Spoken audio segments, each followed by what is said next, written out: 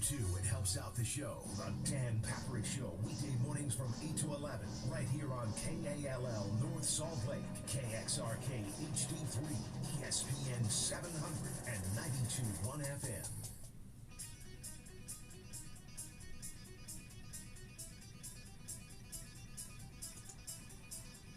Happy Tuesday! Welcome to the Sean O'Connell Show, ESPN 700 and 92.1 FM, part of the Utah ESPN Radio Network. Happy to be with you here on a, so far, bright and sunny Tuesday in late November. Iowa State coming in this weekend. Utah with a final home game in what has been one doozy of a season. Talk a little bit more about the matchup as the week progresses. Still processing a loss to a Colorado team that is, look, they are seemingly on their way to a quality finish, potentially a Big 12 championship.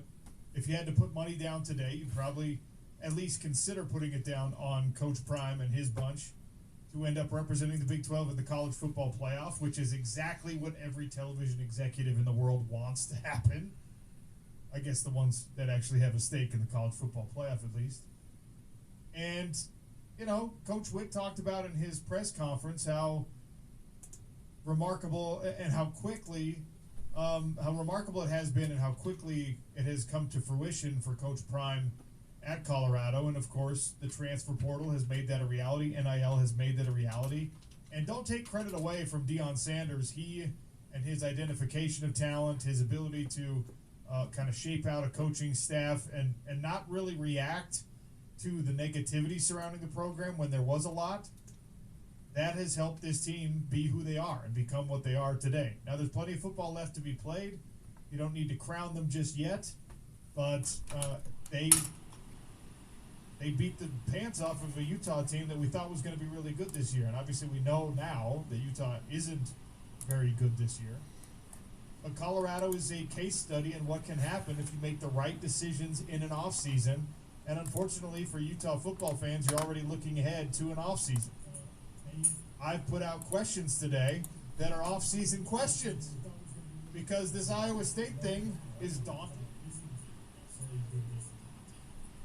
Colorado is a case study in what can happen if you make the right decisions in an offseason. And unfortunately, we're going to have a little bit of fun on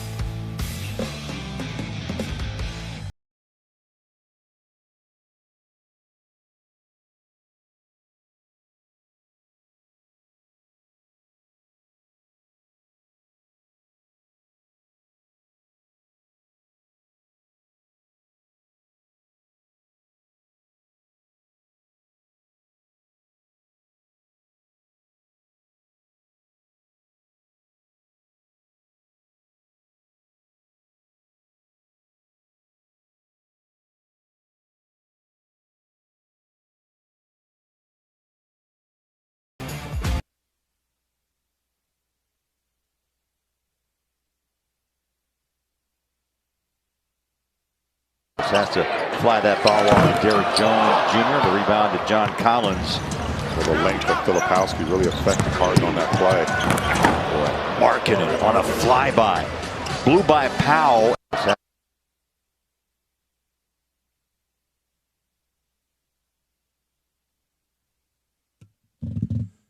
Lowry Markkanen on the dunk there in that highlight. Sound courtesy of Spectrum and Sportsnet.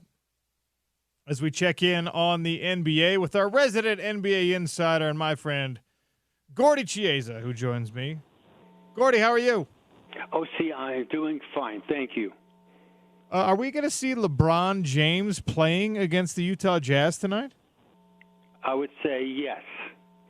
Not on the injury report as of yet, and you know, that's always a fear when people are buying tickets to a Jazz game, especially a Jazz team that is in a rebuild right now. Are you going to get the premier stars in the NBA to show up and to play and give you an opportunity to see, one of the last runs? I don't know if it's the last run, but one of the last runs of one of the all-time greats. But it looks like we'll get an actual LeBron appearance tonight. Yeah, very much. LeBron right now has played in all 13 games this year, though. The Lakers are 9-4, which has really been an excellent season for them, and they are right now 6-0 at home and 3-4 on the road. And so LeBron, here's his quick metrics about him. This is his 22nd season in the NBA with some definitely heavy lifting. He turns 40 on December 30th of this year. He's averaging 23.3 points per game, which puts him 20th in the NBA in scoring, 8.6 rebounds, and 9.2 assists. So he's played spectacular, but only second to his trusted sidekick, Anthony Davis, who's only missed one game this year. And so the illustration is that these guys have been injured on and off a little bit, but so far this year they've been healthy. Anthony Davis, second in the NBA in scoring behind Giannis. He's averaging 31.1 points per game, 56.1 field goal percentage, career high from threes at 42.9. Before that, he's a 30% three-point shooter, so he's really improved that tremendously. And the power of coaching has really helped him as far as J.J. Redick, with the assistant coaches being Nate McMillan and Scott Brooks, that the Lakers have stability, and they've done a good job throughout their roster. Do you think playing on a team with LeBron has helped or hurt our appreciation of AD?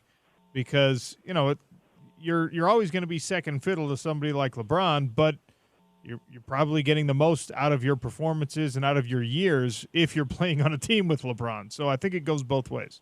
Yeah, very much, yeah. It's helped Andy Davis tremendously. Also, just a quick side note, they have the exact same agent, Rich Paul, of Clutch Sports. So it's much easier to be able to be second perception-wise when you have the exact same agent you're talking about as far as being united. This is what we're all trying to work for as far as being champions.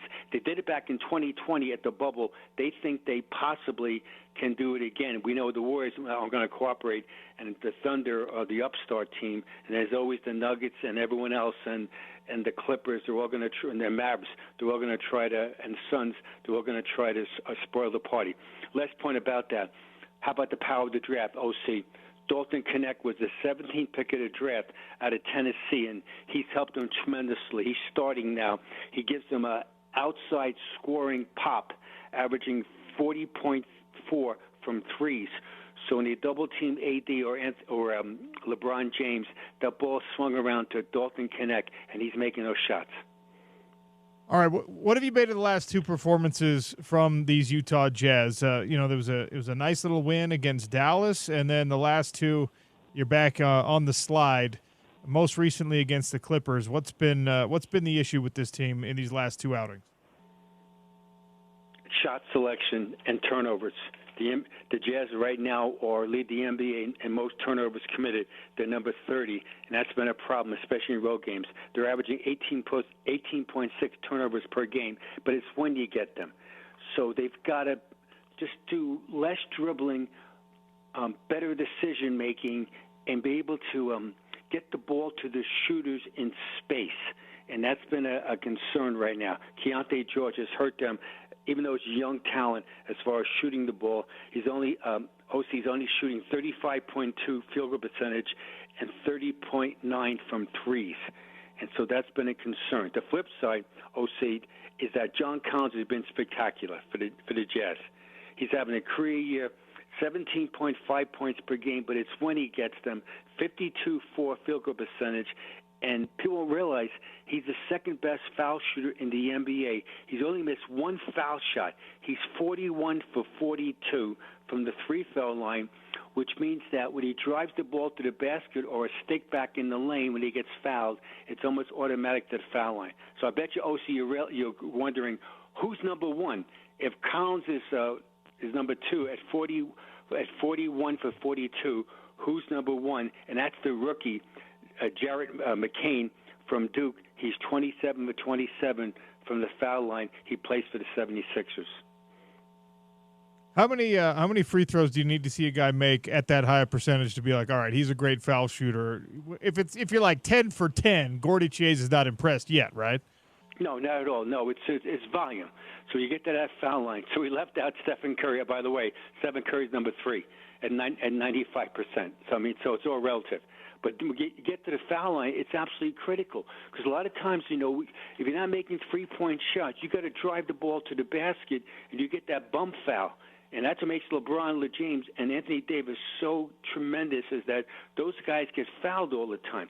See, the Lakers, just to add that segue to that, the Lakers are first in the NBA in most free throws attempted per game, and they make the most free throws. And so they're shooting 80% from the foul line, the Lakers. So that's tremendous, and they get fouled the most, and they're shooting a high percentage. And that's how the game slows down for you, and it gets your defense to be set. So it's critical when you get to the foul line. Did you ever it's probably a silly question. I'm sure there was a case where, you had to be the guy that took a player side, maybe a young player side, and said, all right, dude, we got to fix this foul shot because there's supposed to be free throws and you're missing too many of them. I don't know how it happens, but somehow plenty of players make it to the NBA, the highest level, the most competitive league of all the professional leagues because of the small roster sizes, and they still can't make foul shots. How many times did you have to try and fix that for a player in your coaching career? Well, Karl Malone, when Karl first got to the NBA, he was a 49% free-throw shooter, and then he finished his career-wise at 77%. And so we worked on his form, his technique, the mental focus throughout his career, and he responded because he was a monster, especially in playoff games, as far as shooting the ball. So here you go. So and more importantly, in the present tense, this is Kyle Filipowski. So as we give a shout-out, kudos to John Collins, Filipowski, the young rookie, is shooting from the foul line, OC, 48%. So in Jazz basketball, they go forward, and he's an aggressive guy. To his credit, he has to be able to shoot the ball from the foul line because it's devastating, especially in a playoff game, is when in the fourth quarter you worked hard to get a good shot and your guy gets fouled. He goes to the foul line. He goes 0 for 2. So Kyle Filipowski's got to improve himself. So, again, a lot of it's confidence, but it's also mechanics. It's rhythm. It's footwork. It's eye focus. It's delivery. It's all the above. That's why it's critical. What's the bare minimum baseline for you for an NBA player? And I guess it probably varies by position. It's 70%. That's like the bare minimum. In your worst moments, you go to the foul line as a player, and as a group, you shoot 70%, meaning 7 for 10, arithmetic, or 70 out of 100. And it's critical. Again, it affects so much of the mental focus for your teammates.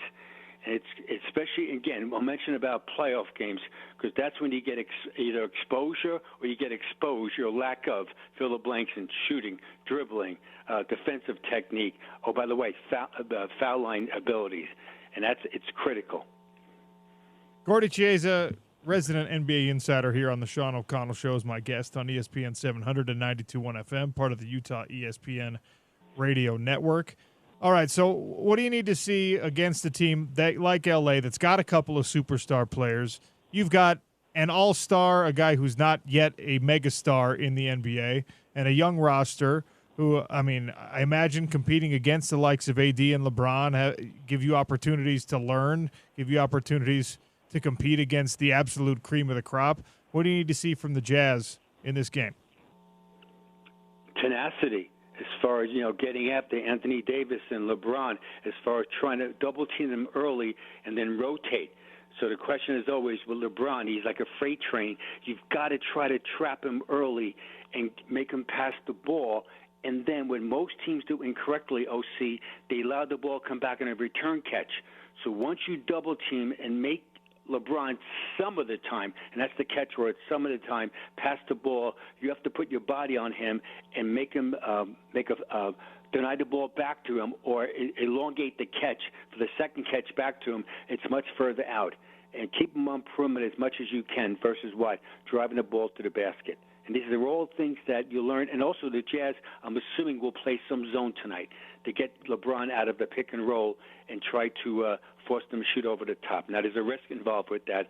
So what you want to do is mix and match, play man-to-man, play zone, overplay sometimes, play soft sometime in coverage, all the above to try to, I call it, junk the game up. Against the Lakers-type team, you want to give them different looks to get them off balance. Is tonight the night that the win streak, the undefeated start for the Cavaliers comes to an end as they're on the road in Boston? You're on the road in Boston, 15-0. It's one of the all-time great starts right now. Kenny Atkinson, their coach. Let's not forget, OC. There's a Utah in this as far as Johnny Bryant, former Utah standout, meaning the Utes, is associate head coach of the Cavaliers. And so he's done a good job as far as helping Kenny Atkinson with the group. Yeah, my instincts tell me tonight that the Celtics, the world champions, are tired of hearing how great the Cavaliers are, and there's going to be a hard-fought game, and I think the Celtics should win at home. It's the two highest-scoring teams in the NBA. The Cavs are number one, and the Celtics number two. And remember now, with the Celtics now, they haven't played without Kristaps Porzingis, who's out the whole season right now with the off-season rehabbing a left foot lace surgery injury. And so they've done a good job. The Celtics, they're in second place. They're 11-3. The Cavs obviously are 15-0. I think the Celtics going to knock them out. Yeah, Cavs scoring almost 124 points a game. And look, it's been sustainable for 15 games. What do you expect to see that points per game average kind of regress to over the course of 82? Are they a team that can be up in the 120s for an entire season? No, it's unlikely, but they'll be roughly between, again, in around 118 to 120. Yeah, so as the season goes on, there's tired legs, and also there's injuries. So some of the main guys won't play as much because either minutes or, God forbid, in their world, because of a major injury. So it will go slightly down, but it's still very impressive. And what Donovan, and Jazz basketball relate to this, Donovan Mitchell, former Jazz man, has been sensational, is that he's really growing into being a team leader. He's averaging 24.6 points per game, but it's when he gets them. He gets them in crunch time. But the biggest single factor as far as the Cavs is that been Darius Garland. They almost traded him last off-season. They came to their senses, the Cavs.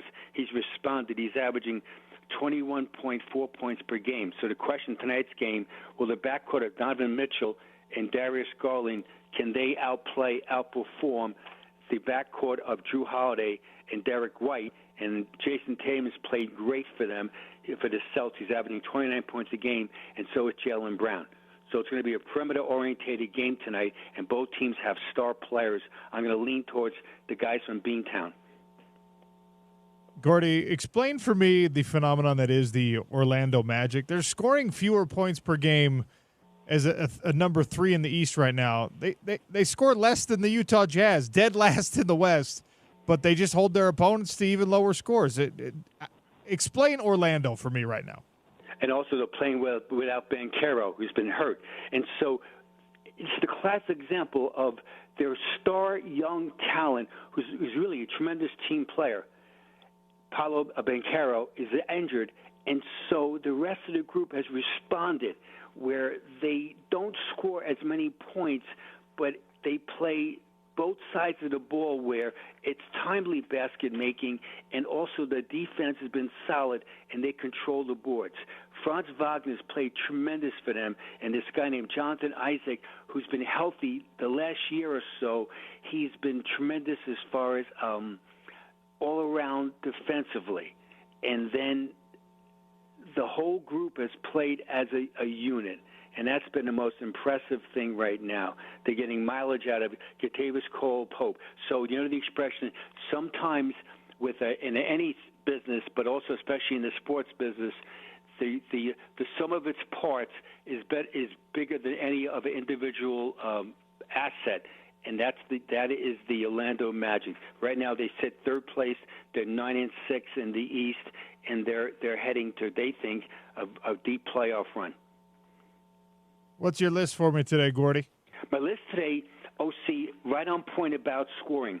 The other day, DeAndre Fox scored 60 points versus the Timberwolves in a Kings loss on Friday night to join an exclusive club of only 27 past and present players to score 60 or more points in an NBA game.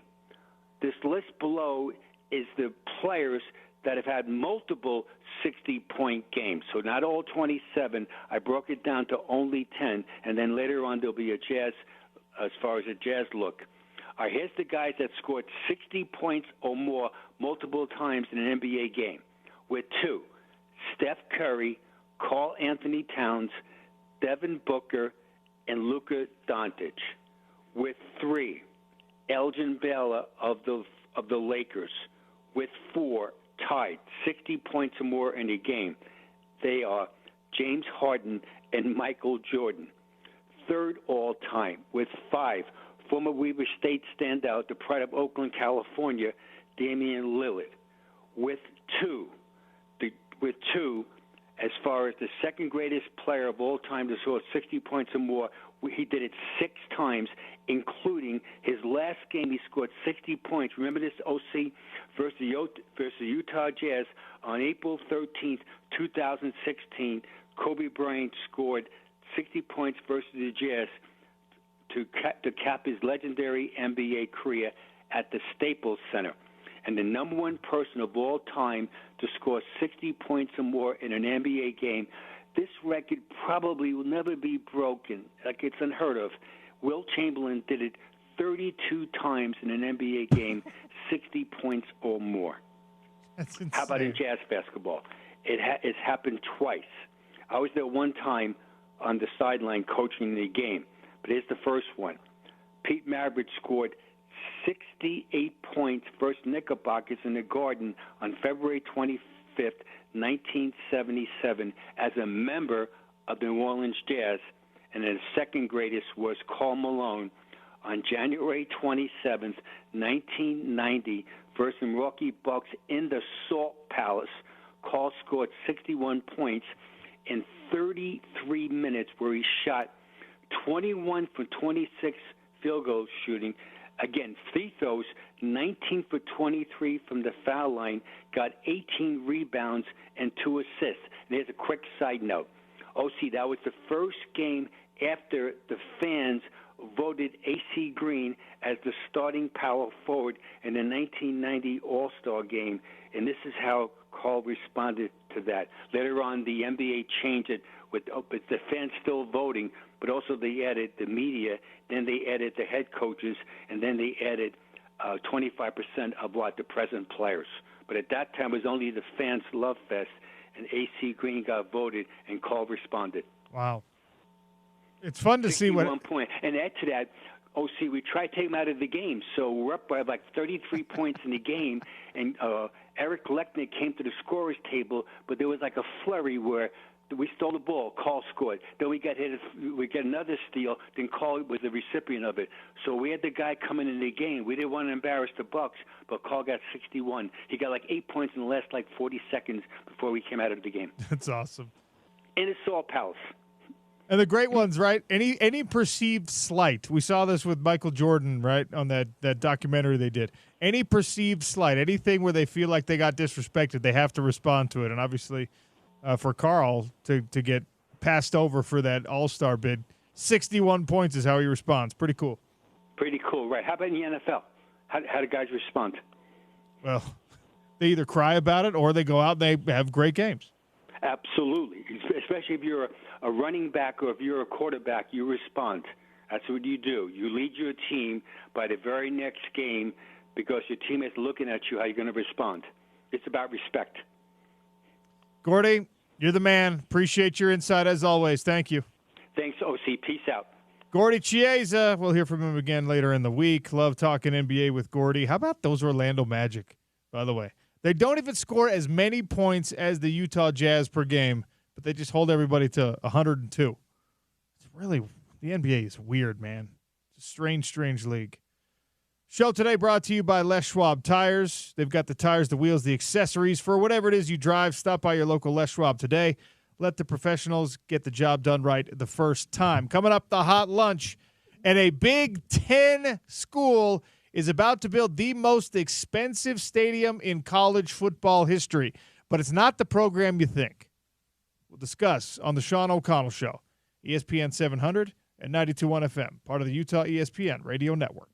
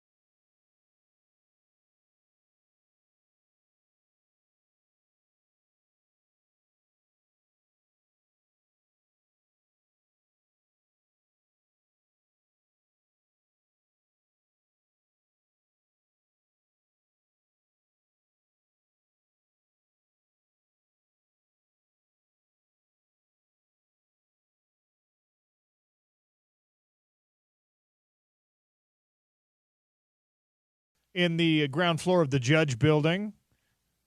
Run in there, ask for the OC Bowl. A little shoyu salmon, some edamame, that delicious sticky sushi rice, some, what else? We got ginger on there. We've got pineapple. We got mango. And you can add whatever sauces you want. Just tell them that OC sent you at Lemon Shark Poke. Also, if you're not into poke, they have incredible hot items. The Kahlua pork sliders are definitely a favorite. So if you're looking for something on the hotter side as the weather here is cold, Lemon Shark's got you covered there as well. All right, hot lunch today. I love this. I don't know if everyone else feels this way. Nothing gets me excited like a good stadium rendering. I don't know why. I'm not an architect, but every time I see a new stadium plan or like, hey, they're going to build this thing, I'm like, yeah, that is great. I think in another life, I would like to have the job of being one of those, not a designer of a stadium, but like the curator, the people who decide how the stadium experience is going to be unique, like what museum you're going to put in there, if there's going to be like some crazy waterfall feature, or there's going to be hot tubs in the outfield of your baseball stadium, whatever. I want to be that guy in another life, designing just the fun features to a stadium. I'd put like a kiddie train, the one they have at the Smith's Ballpark for the minor league baseball games, instead of having it just be, like a vehicle, like a golf cart that's dressed up as a train. Have a real train that goes for the kids, like a real train tracks. That would be really sick. Something pretty cool like that, right? Yep. In any case, this is going to be the most expensive stadium ever built for college sports, ever. And it's actually dang near double the closest second place. Right now, the projected cost is $850 million. So you would not be surprised if I said, well, yeah, this is a Big Ten school that's building this stadium. Now, you might be out there driving around thinking, oh, my gosh, they're not going to change the horseshoe at Ohio State, are they? The Big House is an old stadium, but it's the Big House. You can only do so much to change it, or people are going to be up in arms. Like Penn State, you're not going to change that very much. No. It's none of the traditional powerhouses. It's none of these teams that you think of intuitively when you're like, this is a squad, this is a school that will just throw dang near $1 billion at a new football stadium. And this is going to be Northwestern. $850 million on a new football stadium, privately funded for the most part by the Ryan family. It's going to be called Ryan Field. Gosh, it must be nice to be a billionaire. You're just like, I'm just going to drop a cool $850 million on a football stadium for a team that is never consistently good at football. No. And looking at the stadium, it kind of reminds me of the Santiago Bernabeu before they remodeled it again. It's kind of giving me that vibe a little bit. The Bernabeu. Listen, this is actually a really cool design concept. It's not going to be a large stadium at $850 million, by the way. They're talking about 35,000 seats-ish. Now, what's really interesting is if you're willing to spend a lot of money and you're willing to spare no expense on the materials, you can build a stadium now that goes dang near straight up. The seats are just like that, the wall that the Clippers built, Yep. And apparently the structural steel that they've decided to use on this allows for a less of a slope on the stadium bleachers, which means every seat in this stadium is going to be a good seat. The sight lines are all going to be great. You're going to feel like you're close to the field. Even if you're in the last seat on the last row in this stadium, you're actually a lot closer to the field than you traditionally are in a college football stadium. And the bragging right that they used in this article is that the worst seat in this stadium is going to be 100 feet closer to the field than the best seat in the Big House. So they're going straight up with this business. Yeah. 35,000 people right on top of you. There's some small stadiums in like Big Sky football that are like this, but you can only fit 15,000 people in them, and they get crazy loud. If Northwestern is ever halfway decent, this is going to be the loudest place in college sports because they're building it to be that way, and they're spending $850 million to make it that way. Yeah, and I had a few teammates from high school football play at Montana, and they say it gets really loud. Dude, Montana and Montana State are bananas, and Montana especially because they're right on top of you. Yeah, exactly. Like, Montana State's got the track and everything, and the people go crazy still. But, yeah, the University of Montana, and look, was it Oklahoma State this year that Utah made the trip to Oklahoma State, and Alonzo was sending me, like, text pictures of the sideline and how close that thing is. I never had a full appreciation for what Boone Pickens Stadium was actually like, but there it is. And they're trying to make the same thing at Northwestern, of all places. Ryan Field set to be open for, it looks like, the 2026 season, $850 million. San Diego State built Snapdragon Stadium for $310 million. And then if you remember when they opened that thing, no shade, everyone just baking in the sun, people hiding in the concourses so they could get under the seats for a little bit of shade. It was like 110 degrees. They didn't have enough water in the stadium. They spent $310 million, and it was just an absolute disaster of a debut down at San Diego State. Texas A&M did a renovation, a remodel on Kyle Field for all the 12th men, $450 million. And now Northwestern is going to put nearly double that into Ryan Field in Evanston, Illinois. The only downside of this is if you've been paying attention to Northwestern's temporary stadium, it's right on the shore of Lake Michigan. It's this tiny little, like, retrofitted soccer field, basically. And it's right there on the water. Like, if you're in the bleachers, you could probably spit into the water. So that's kind of cool, and that's going away. And for a place like Northwestern, that honestly feels more appropriate. It does. That feels like, kind of the quaint, quirky, unique little stadium. Hawaii has that going on right now because their stadium got condemned. And so they're playing at a retrofitted soccer field, basically. And it's kind of neat, but I get it. Not enough revenue, not enough concessions, not enough parking, not enough opportunity for you to capitalize. And Northwestern's going to do it big. How much was the Ken Garff red zone for Rice Eccles? It was a lot. It was like $40 million or $50 million. I'll look it up real quick. In a renovation, yeah. I don't know off the top of my head. We can find that info, but you wouldn't think that Northwestern is the school that's throwing nearly $1 billion at their new football stadium, but here they are. $80 million. $80 million. I underestimated. My apologies to the Garff family for not giving you full credit for how much you cracked off of the old checkbook there. Wow. That's a contribution, ladies and gentlemen. It was a combination of donations and ticket sales. That's why it was $80 million. Okay, last thing on this before we cancel the hot lunch and then we get to Alex Markham. But if you have a generous donor, a generous donation family that is willing to fund the majority of a nearly $1 billion stadium for you, and you're an athletic director and you're a coach, is there a conversation that happens where you say, look, thank you for being willing to do this for this incredible building, but can we make it a $750 million stadium and you give me the rest of that money to deploy towards getting a better roster, towards an NIL fund, towards coaches' salaries and things like that? That's a stadium is not going to improve your ability to compete. It just isn't.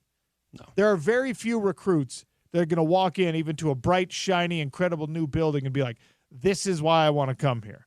Right. But if you take some of that money, and I get it, they come from different places, right? But they also kind of don't.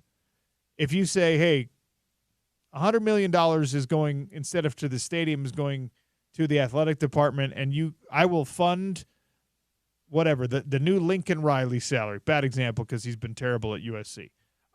You can use this money and go get the best rising star coach in the country, and you can give him a long-term contract with an insane buyout, and we'll see if we can build a winning program that way. The stadium, nice, lovely, but I'd be the worst athletic director or university president in the world because I would ask this question. When this family came to me with a blank check and was just like, hey, we want to give you a bunch of money and we want you to build this stadium, this state-of-the-art, beautiful new facility spare no expense here, I'd be like, okay, cool, thank you. That's so generous of you. Can I actually try and buy a good football team with it, though?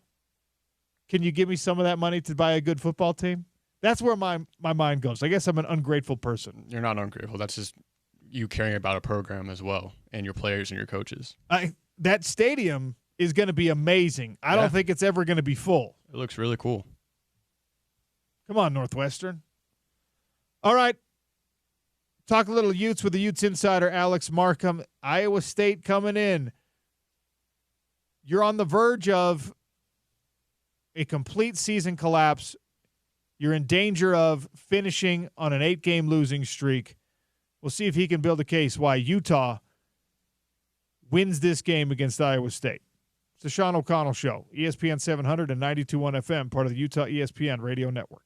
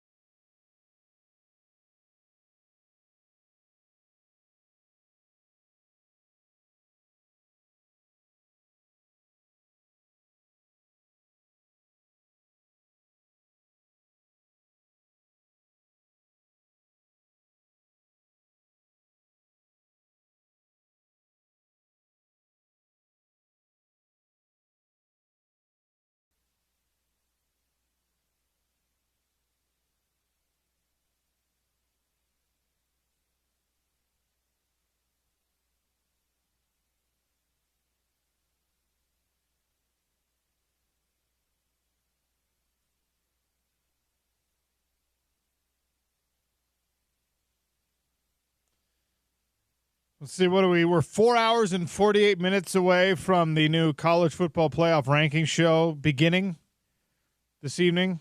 That'll be on ESPN. You can hear the results right here on ESPN 700 and 92.1 FM as part of The Drive. We check in on the Utes with Alex Markham, Utah Insider with Rivals. Utes Insiders are brought to you by Metro Elevator. If you live in a building or work in a building where an elevator has been giving you trouble, have the building manager or owner call Metro Elevator, Utah's preferred transportation specialist, vertical transportation specialist, I should say. Alex Markham joins me here. What's up, Alex? Well, see, how are you, buddy?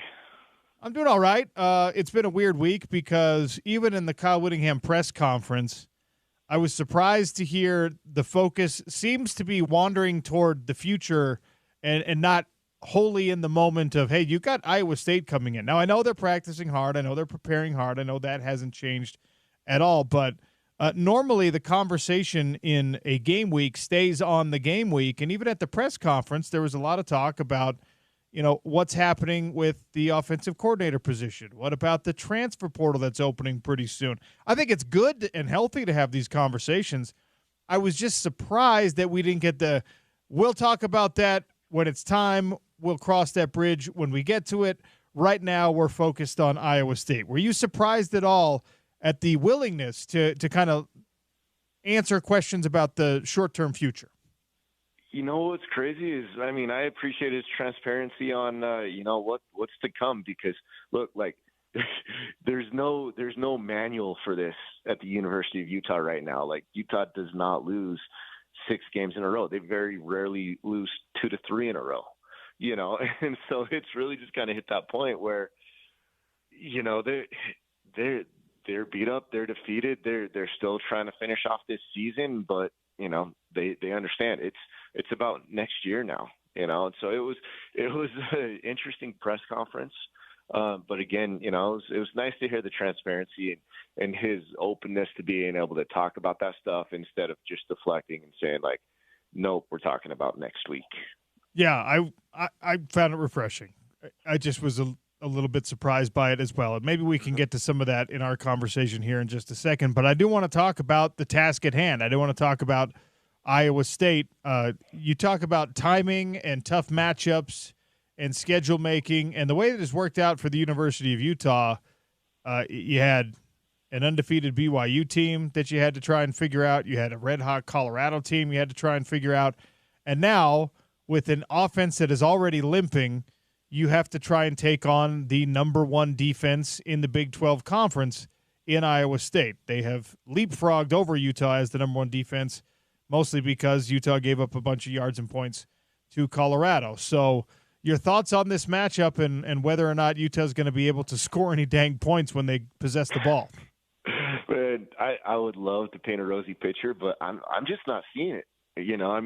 You look at everything. Mekhi Bernard's been Utah's bread and butter on offense the majority of the year, right? And all of a sudden, he gets dinged up a little bit last game. Utah struggles mightily on the ground. So you got to see how he's feeling going into this game because, you can run it on these guys. They're around 40th in the oh, gosh. No, I take it back. They're not 40th. I apologize. They're up in the hundreds when it comes to rush defense, and so – but then the problem is pass defense wise, good luck getting that on them, and that's, so you would think that everything would be playing into Utah's hands and forcing them to not rely on Isaac and just rely on Mekhi and some of those backs, but you just don't know what's coming, depending on his health and also just seeing the downer of a performance that they had last week.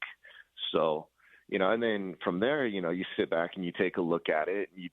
Their pass defense is phenomenal, and you're going to be going at them with a quarterback, granted true freshman, right? But he's thrown 10 touchdowns, 7 of those to 2 guys. One of those guys isn't even one of those guys can't even play anymore in Keithy, and he's thrown 11 interceptions. That's alarming, and that has every recipe for just not a good senior day for Utah, as much as I would love to see them, come out and put out a good fight.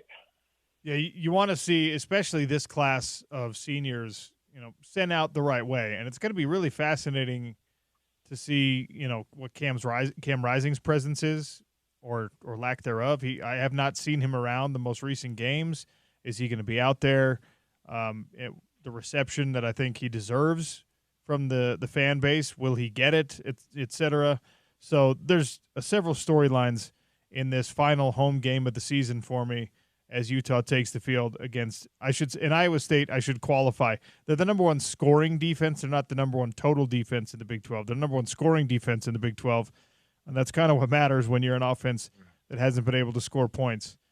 So Mekhi Bernard, you mentioned, we've seen him, it seems like in every game. He leaves the game, he comes back into the game, he toughs out whatever bump and bruise gets accumulated over the course of the game. We've had him on the show, and he said there's some days he has a hard time getting out of bed. So he's taken a lot of punishment. The silver lining to that is it does provide opportunities for you to get Mike Mitchell some more carries. Jalen Glover no longer part of the program, so I guess you're not distributing any to him. But did you see enough from Mitchell against Colorado that you're like, okay, that was not a great game for the offense. That was not a great game even for him individually. But maybe against Iowa State, a team that does give up 184 yards on the ground per game, maybe we can see Mike Mitchell go off. Right. You know what? That's what they need to have happen. And I mean, he did have a decent game. I mean, granted, 13 of his 28 yards came on one run. But that's also a positive too for a freshman, and so he's been battling injuries ever since the first game of the season. I can't remember, he might have been dinged up a little bit in fall camp.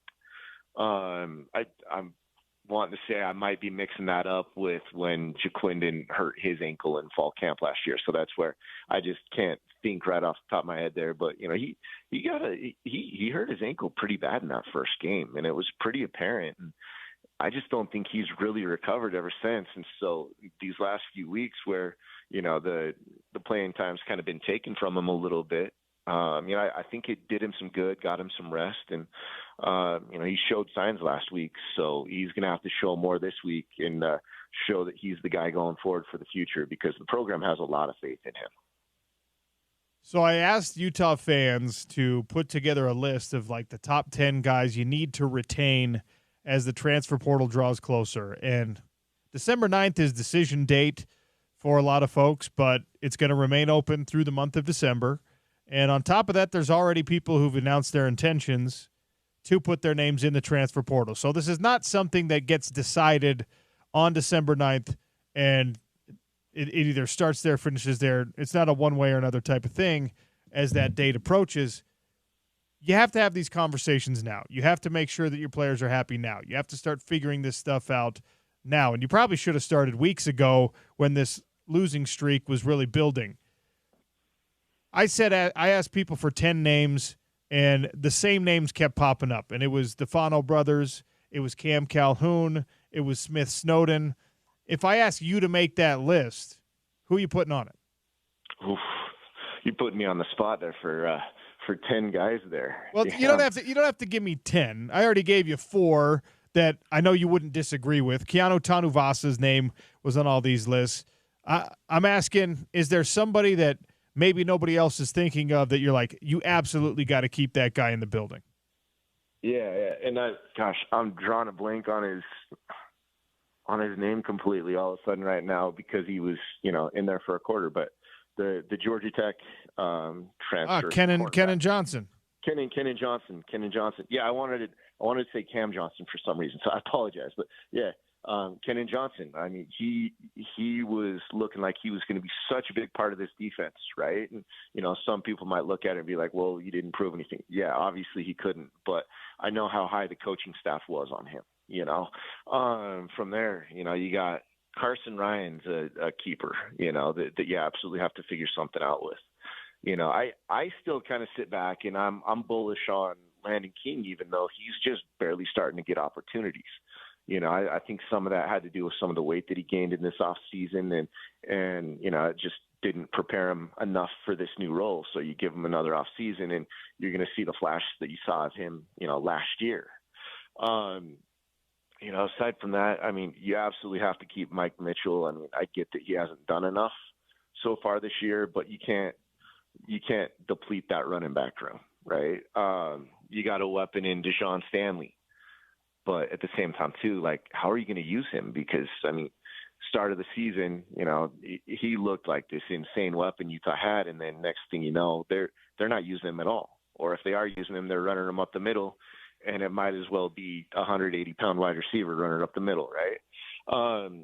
Outside of that, let's see. You said Tanavasa. Oh gosh, man. Like I said, it's just. Yeah, I should have seen that yesterday and thrown a bunch of stuff together for you on it. Well, look, I put you on the spot. I don't expect you to have 10 names off the top of your head, but but it is, and part of the reason I asked for it was to see how many folks put the quarterbacks that you already have in the building. That's the one thing I was going to say. How many people say, well, you got to keep Isaac, or you got to keep Brandon Rose, or you got to keep whoever, and less than half of the – so the names that came up most were the Fano brothers that we already talked about. Smith Snowden is on pretty much everyone's list.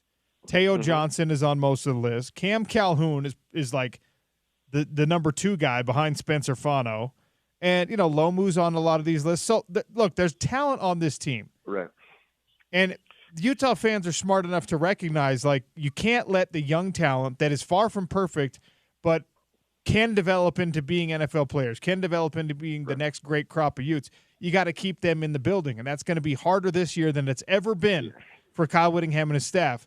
But as people are talking about this and thinking about this, very few proportionally mention the quarterback position, which, of course, is the most important position. So it feels like everyone is ready to turn the page on these young quarterbacks that are on the roster, on these available quarterbacks that are on the roster.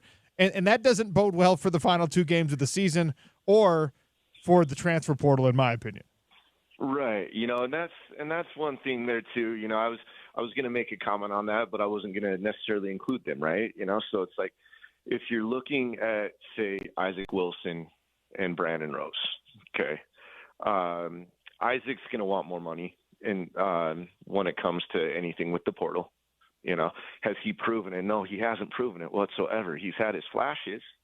He's absolutely had his flashes, right? But there's a lot of concern there where, hell, he threw 3 interceptions and fumbled on Saturday, right? I get that he was sick, but it's still been a theme, Brandon Rose, granted, he didn't win the number 2 job coming out of fall camp. He came on strong ever since fall camp, and he's that steady hand.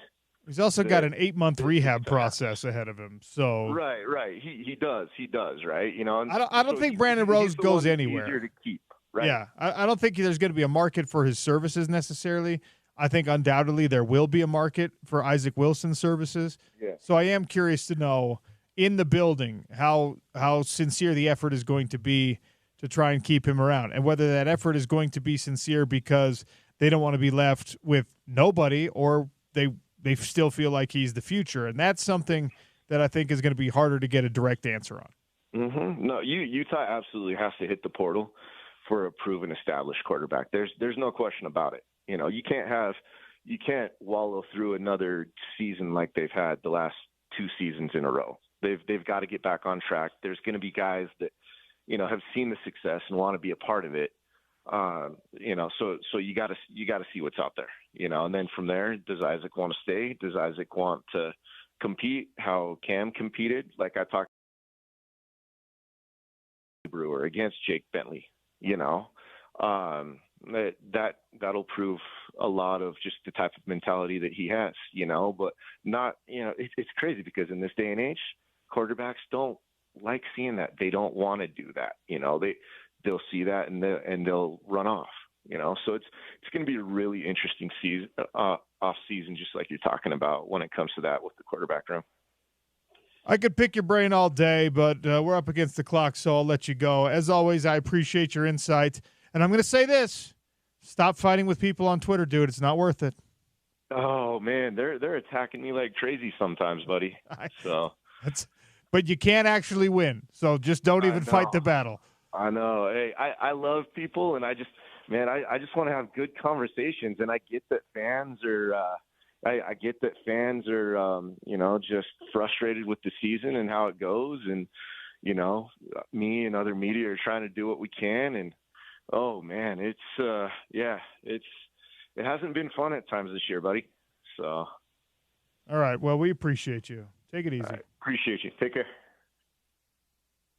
That's Alex Markham, Rivals Utah Football Insider. Again, Utah Football Insiders are brought to you by Metro Elevator, Utah's preferred vertical transportation experts. All right, we'll check in on the Iowa State side of things. You register. Sean O'Connell Show continues on ESPN 700 and 92.1 FM, part of the Utah ESPN Radio Network.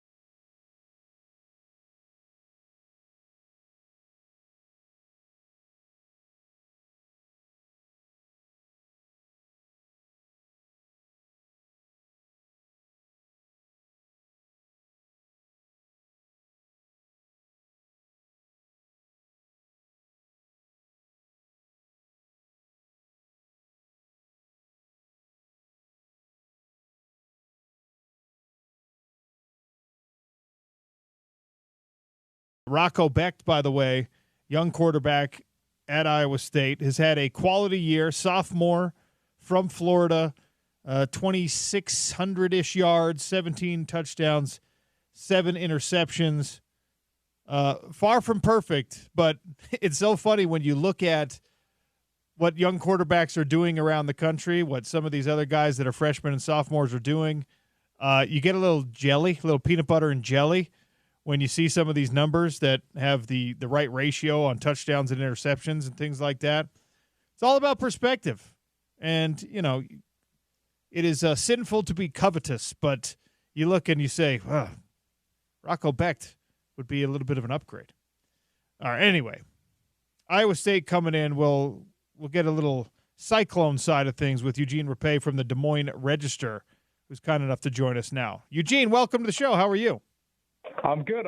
Thanks for having me on. Yeah, appreciate you giving us some time. So, look, this Iowa State team is among the 4 or 5 that still have a shot at playing in the Big 12 championship game, which, of course, means you still have a shot at making a college football playoff.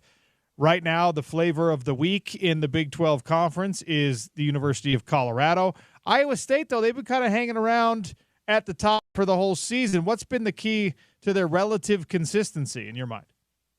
In my mind, it's been their pass defense. Their pass defense has been very, very good this season. This past Saturday, they held Cincinnati to fewer than 100 passing yards, and that's actually the 4th time this season they've held an opponent to fewer than 100 passing yards, which is very impressive. So in my mind, that's been the backbone to their success.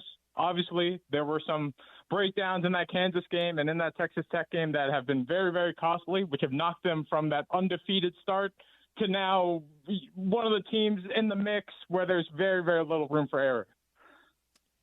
So I was just talking, I'm sure you heard me, talking before I introduced you about the quarterback play, and that has been a major point of conversation with the University of Utah this year because heading into the season, you thought you were in a great situation with a healthy Cam Rising who's got all that big game experience and has been so incredible and so talented. And then, of course, the injuries start to pile up, and freshman Isaac Wilson has given us flashes and given us moments, but still a lot to be desired. Rocco Becht has been – is this what the coaching staff and the fan base thought he could be, or would you call this, above average, below average performance so far for him? I would say that this has been above average. There have been times where he's looked amazing, and for me, what's most impressive about Rocco Becht is he's only a redshirt sophomore. This is only his 2nd season as a starter. But when it's crunch time, when it's the 4th quarter, he commands that huddle like no other. You would think that this guy is like a 6th-year senior running the show. And his teammates follow. He has great poise in those tough moments, and he's put together many, many late-scoring drives that were very crucial to the outcome of the game.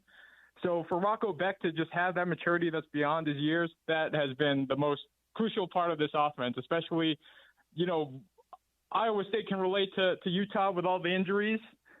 Frankly, it's been more on the defensive side of the ball, but he's helped keep things afloat on the offensive end. What's the Iowa State perspective on this particular matchup, knowing what Utah's strengths are, if they still have strengths offensively, and knowing where Iowa State stacks up? One thing that has really stuck out to me about this Utah team is that it kind of reminds me of the Kansas game in a way where, yeah, you can look at Utah. They're 4-6. They've lost 6 straight, but 4 of those losses were by 8 or fewer points, and that is a similar stat to where Kansas was a couple of weeks ago. And we saw what Kansas did to Iowa State and just dismantled them on both sides of the ball. And Utah, their defense is still one of the toughest around, one of the stingiest around. Coach Campbell was very complimentary of Coach Whittingham and what the Utes have done this season. And he knows that this isn't your average 4-16. This is going to be a little tougher than the record suggests. And whenever you go to Utah, it's never an easy place to play. All right. So if you're a Ute and you're taking your seat in the stadium, you look at the person next to you, say, as long as we stop this guy, as long as we limit number whatever, we got a chance to win this game. Who's that answer? Who's the correct answer? If you can slow down blank, Utah's got a shot here. It's really more so two guys, and I know that's kind of a cop-out answer, but if you look at the production that Jaden Higgins and Jalen Knoll have had, it's a 1-2 punch of wide receivers. They have over 60% of the receptions. They have over 65% of the receiving yards. For a team that has done so successful as they've been this season, those two guys have really been the go-to targets. There's really nobody else. The next leading, their third most receptions is probably a guy with 8 catches. These guys have been dynamic. They've been lock in step. When one guy gets covered, the other guy breaks out for a game. And then just when you think you have one guy penned, then the other guy gets going. So I think as long as they stop Jaden Higgins and Jalen Knoll, the Utes will be in pretty good shape. Is there going to be a healthy contingent of Cyclone fans in Salt Lake City for this game? I don't know if Salt Lake is considered a great travel destination. The team is not great this year. I don't know if that incentivizes people to want to come to a road game or if they'd rather see, kind of a heavyweight fight. Do you expect that the Cyclones will travel for this one? I actually don't. I was actually a little disappointed with the showing at Arrowhead Stadium.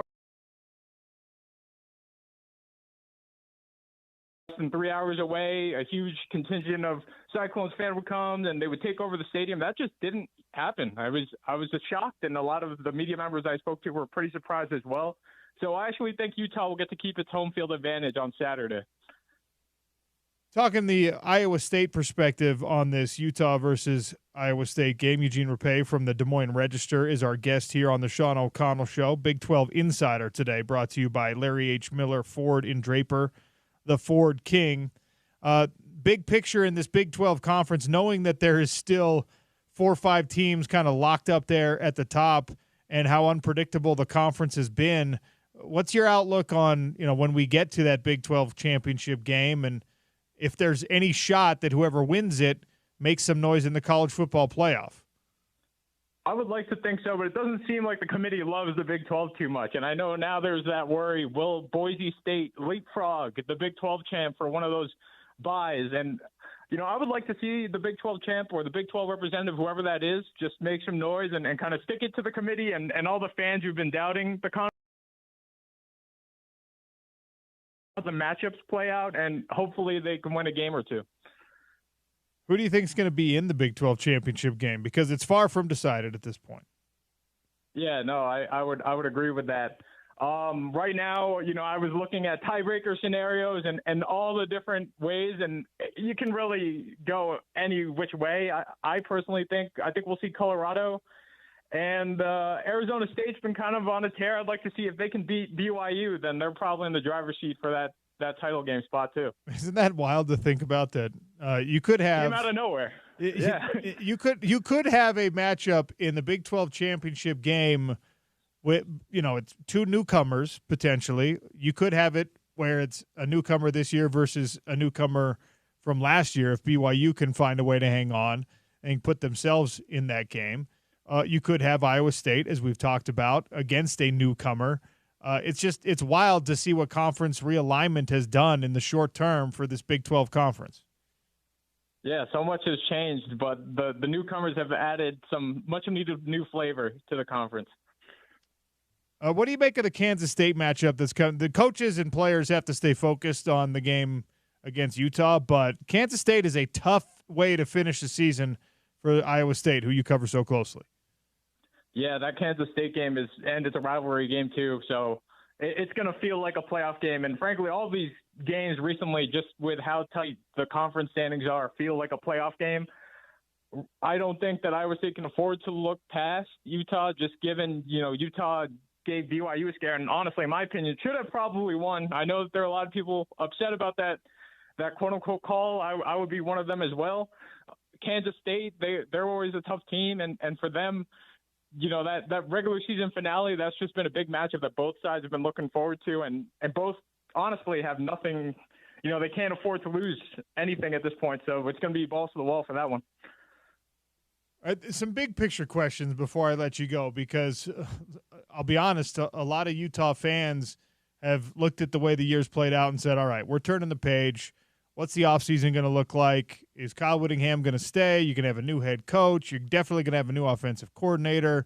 How do you retain the good players on the roster? What can you do in the transfer portal? And a lot of these things focus on the finances of college football, and they focus on things like NIL opportunities and on the new revenue sharing model that looks like it's coming very, very rapidly. So with all that in mind, you can look to teams like Iowa State, who found ways to be relatively consistent without, to my knowledge at least, being, big time NIL spenders. Kansas State, same way. So I guess I'm asking, in reality, is Iowa State one of these teams that has found relatively sustainable success doing it without the big dollars, doing it without the same kind of money that, Oregon and Ohio State and Texas and all these teams have? And is that a model that other teams in this Big 12 could follow? I'm actually curious to see that myself, just because everyone, the players, the fans, leading into the season, there was kind of a sense that the stars were kind of aligning here. Iowa State was going to have 2 stud senior receivers giving one last go with Rocco Beck, that quarterback. The defense had been playing well with lots of veterans back, and even though they've been hampered by injuries all year long, it's one of those things where I guess we're all in the same boat. Like, is Matt Campbell going to stay after this year? If he gets, a big payday for his success in recent years, if he leaves, will the whole culture shift? Just from talking with players and some of the standouts on the team, it seems like they've really bought into what Matt Campbell has preached there in Iowa State and what he's built. And if he were to go, I think a lot of things would change. So I guess that's just the nature of the beast nowadays. You can't really look too far ahead.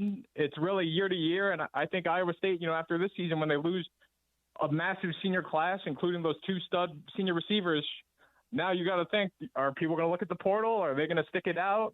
We'll see if the culture has really changed. Where's the for the Iowa State fan, what's the job that they don't want to see Matt Campbell offered because he couldn't say no to that? Big Ten or SEC, honestly, where the money's at. Yeah. Right now, if you look at the Big 12, there was an article that was released earlier this season, and Matt Campbell right now ranks in the bottom half of the conference in terms of highest paid coach. Like, he makes $4 million a year, and despite being the winningest coach in Iowa State history and setting that record this season, he's pretty underpaid compared to the rest of the conference. So if the Big Ten comes calling and they give him a big bag, you got to be concerned if you're an Iowa State fan. Well, I'm not going to lie to you. I thought Matt Campbell probably made more money than that. $4 million feels like a great bargain for him because he is an awesome coach. Yeah, it was very shocking. I think he was 10th or 11th in the conference in terms of highest paid.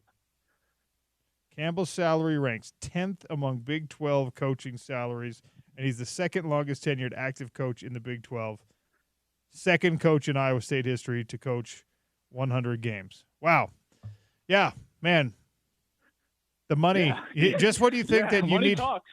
Yeah, money does talk, and hopefully they can figure something out to keep him there. It would be a loss not only for Iowa State, but for the conference if Matt Campbell goes looking for greener grass. Yeah, and especially just with the way that things are going, it looks like the Big Ten and the SEC are kind of pulling away from the rest of the power conferences. You don't want the Big 12 to lose its shine. We already saw what happened with the Pac-12. Can't have any more implosions. It's not good for the game. Eugene, appreciate your time today. Thanks for joining me. Thank you so much. Eugene Rapay, Iowa State beat writer over at the Des Moines Register. And wow, what a revelation that is. I would have thought that Matt Campbell was at least in the top half of the Big 12. He's an excellent coach. So it's funny to see when you're not paying close attention. Funny might be the wrong word. It's interesting to see when you're not paying close attention to the finances of other programs, because it's easy for anyone in college football, in college sports in general, to say, you got to find more, you got to find better ways to raise money, you got to find a big donor, you got to find whatever. And I certainly feel that way about the University of Utah. I know BYU feels that way, even though they have a very, very healthy kind of support system going on, as does Utah. And then you look at it and you say, wow, Iowa State Kyle Whittingham is handsomely compensated among his Big 12 peers, not in the same ballpark as those SEC and Big 10 coaches in some situations. And Matt Campbell is making 60% of Kyle Whittingham's salary as a guy who's, an excellent coach and is having a better individual year, obviously. Wild. All right, lots left to discuss here on the Sean O'Connell Show. Jeff Schwartz is going to join me in about 12 minutes for that 1 o'clock hour. We'll discuss all the things going on in the NFL with him. Don't go anywhere. It's ESPN 792.1 FM, part of the Utah ESPN radio network.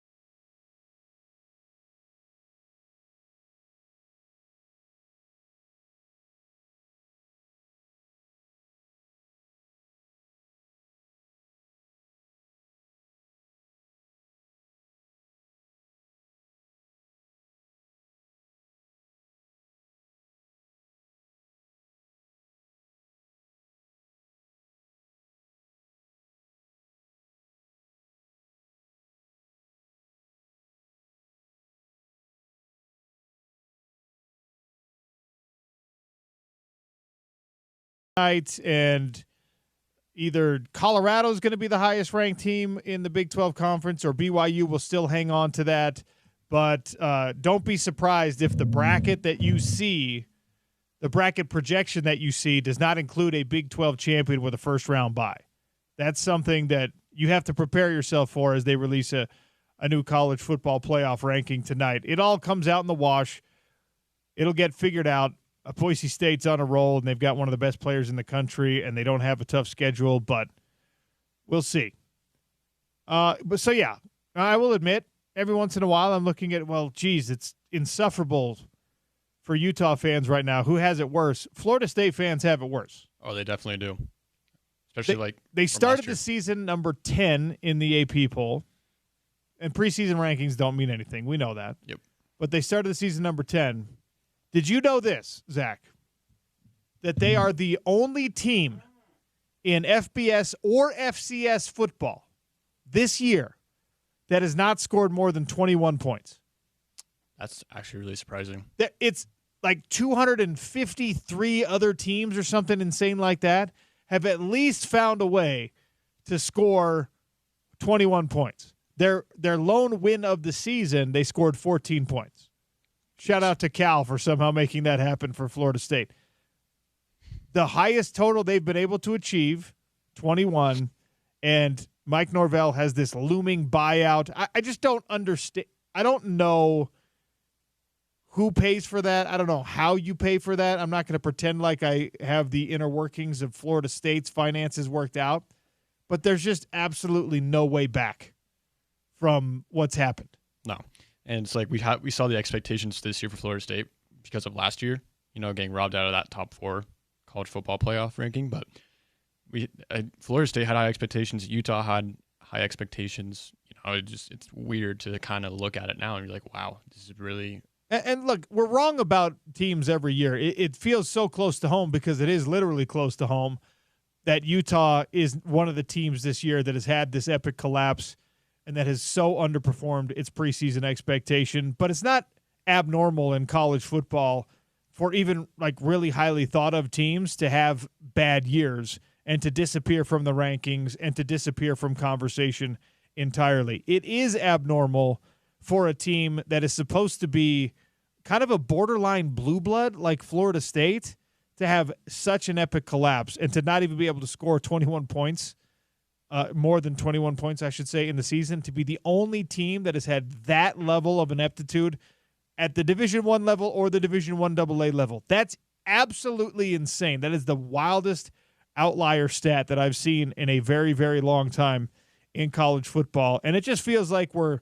moving toward a spot where Florida State is just backing up a Brinks truck for Deion Sanders and trying to make it happen. The only thing that prevents it, in my mind, is the NFL doing the same thing and saying, like the Las Vegas Raiders saying, we'll draft your son and make you a coach. Just please come here.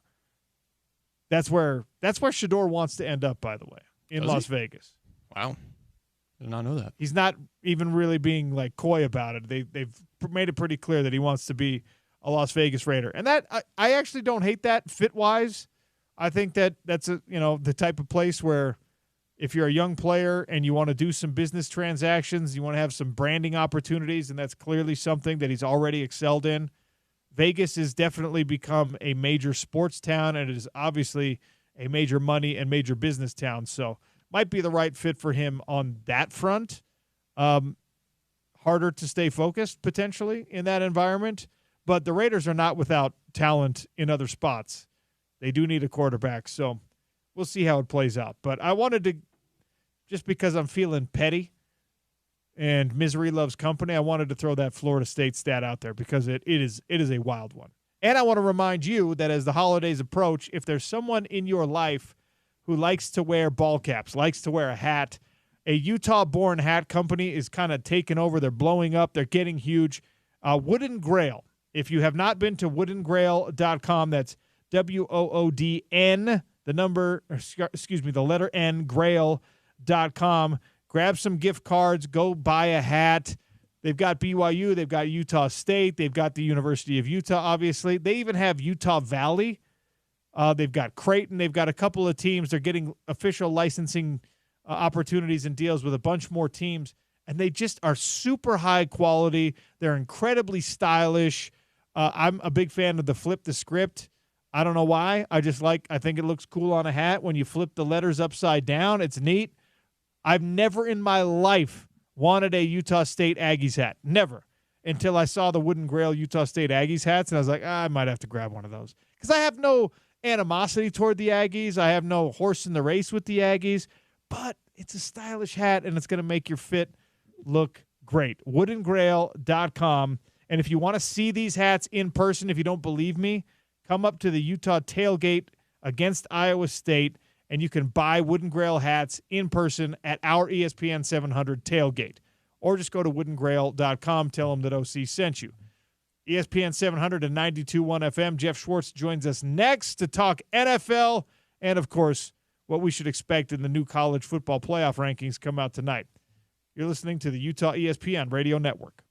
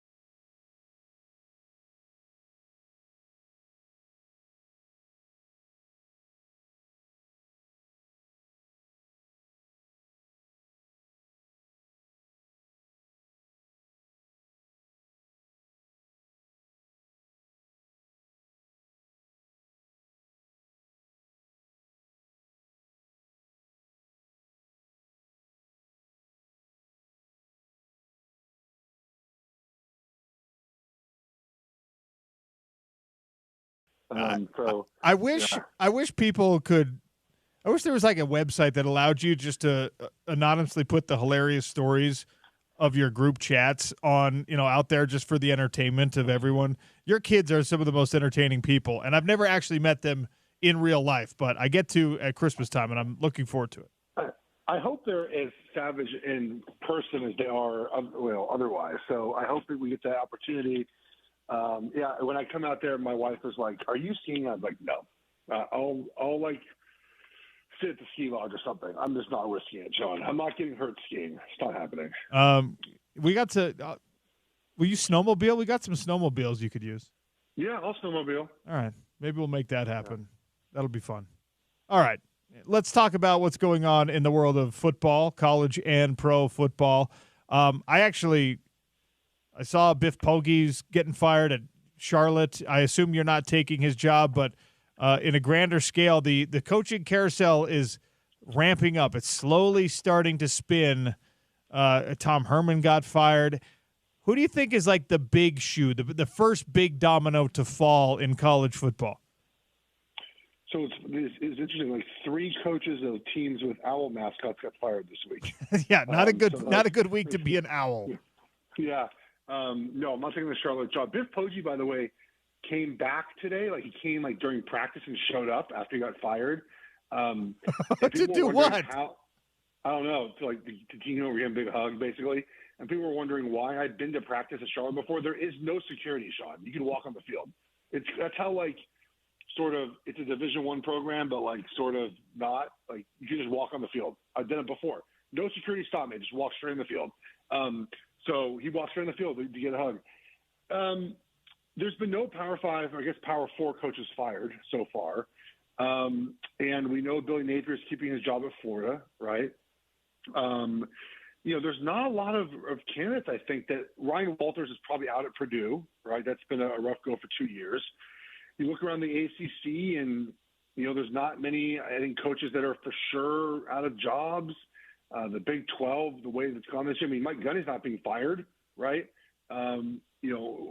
Whittingham might he might be gone, but they have a coach already, right? Like there's no like big names. I think Jay Veranda feels safe at Baylor, Sean. I mentioned Ryan Walters. I don't know if there's going to be a big carousel in the Power 5 or Power 4 conferences this year. The teams that are bad, it's some unfortunate things have happened with injuries, and you're just not firing some of those coaches. Some of the places that are bad have younger coaches or first year, second year type of guys in those jobs. And I don't know if there's going to be quite a push to fire. I mean, these buyouts are so large too now, right? I mean, if USC fans want to get rid of Riley, you owe him $80 million. Billy Napier is all this money, and they're actually playing better, so I get why he's there. So I don't think a lot of coaches are being fired. I don't know if you have any on your radar, but I don't think we're going to get a large group of them. The other one that's interesting is there's more noise in the national media about Deion Sanders going to coach Cowboys. There was some with Louis Riddick at ESPN. Colin Cowherd talked about it today. Michael Irvin, about 30 minutes ago, said on Colin Cowherd's show that if they would draft Shedeur Sanders, he would go to Dallas. Obviously, it's sort of backwards, right? You hire the coach first and you had to draft the player second. But there is more noise about Deion going to be a Cowboys head coach. How much do you think his desire to be an NFL head coach is dependent on the ability to coach his son? Like, if he gets to go coach the Cowboys and Shedeur ends up with the Raiders, is everyone in the Sanders family happy, or does he only want to coach if he can coach his son, do you think? I think he'd only go to the NFL if he can coach his son. There's been talk about, what happens to Colorado. Does he stay when Shedeur leaves? I think he stays. I don't know. But again, they don't have a lot of high school recruits. And I know it's worked this year with all the portaling, but it's an older team being with the portaling. And we've talked about this a lot. Like, you have to build the base of your program via high school recruiting. There's no base in Colorado. So he's going to just keep portaling every single season and hope that he hits, he gets some good defensive linemen. What's the team like with a brand new quarterback and no Travis Hunter? So I think it's probably more likely than not he stays if not offered the Cowboys job. But the Cowboys also have Dak Prescott. They can't just get out of, it's not easy just to get out of of that contract that drafts Shedeur Sanders. So, but there's more noise. Again, more media members are talking about it. Michael Irvin, obviously very good friends with Deion Sanders. I imagine that he had his blessing to say that.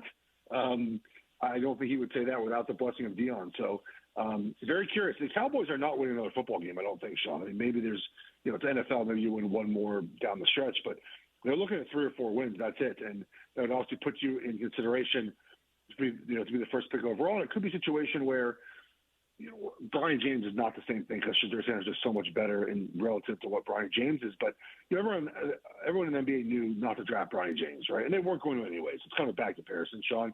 But it's the idea. Maybe everyone in the NFL knows, like, Shedeur Sanders is off limits, and the Cowboys are going to draft him at 3 or whatever they're at, and everyone just sort of understands that that's the way. He's not that good of a prospect where you would almost say, "Screw it, I'm drafting him no matter what. I'll deal with the ire of the Sanders family." Like, I don't think he's that good of a quarterback right now, as far as a pro prospect. Like, he's not, Andrew Luck, or he's not, really any of the 4 guys drafted this past year. I don't know if that he's going to play like that in the NFL. But if he was, I think teams would say, "Well, never mind, we'll draft him anyways." But I could see teams being like, "You know what? We'll let him go to the Cowboys. It's fine." It'll be interesting to see how that plays out. I think that Florida State has a real decision to make, no matter how big that buyout is. And obviously Deion would be on their list if they did make a move with Norvell. Colorado fans, Sean, I'm sure you dealt with them last week. You dealt with them last year, obviously. And we talked about this on our show. They've made their brand around not Colorado football, but around Deion, right? And there's nothing inherently wrong with that. But when Deion leaves, which he's going to do at some point, he's not a lifetime coach in Colorado, what becomes of your program? What becomes of the things you've created around Coach Prime? I always found it weird that they replaced, like, the Colorado logo on a sweatshirt, just put his name on it. Just put Prime on it. And the funny thing is, like, people think I'm a hater of Deion. I don't have to explain myself to you. You know this. Like, I'm not. I think it's great that we have this storyline. I love it. I'm just going to say negative things about your school, your program, doesn't mean I hate your program. I hate Washington, and I hate USC, even though they're so boring. It's not even fun to hate them anymore. So I don't get that part of this whole thing, where, like, Colorado basically sold its soul, and it's paid off. They're on track to be the Big 12 championship game if they can win this weekend. I think this weekend's game is really tough for them. Kansas might be the best 4-win team in the history of college football. But it's interesting, right? If he leaves Colorado, what do you do with you sold out to be Coach Prime University? Well, I can't wait to get, because some of the merch is really cool. I can't wait to get it on clearance if he leaves. Like, they sell Coach Prime stuff here in Charlotte at Dick's Sporting Goods. It's amazing. It's there. So, like, obviously, and look, the national appeal is there. And the thing about Deion, too, that people, I know people call it the hater thing. Like, we've talked about this a lot, Sean. I like how he talks to his team. Like, some of the stuff he says, like, I just saw another thing of him talking about after the game on Saturday, like, being safe. No means no. Like, don't get in trouble. Don't get arrested. Sorry.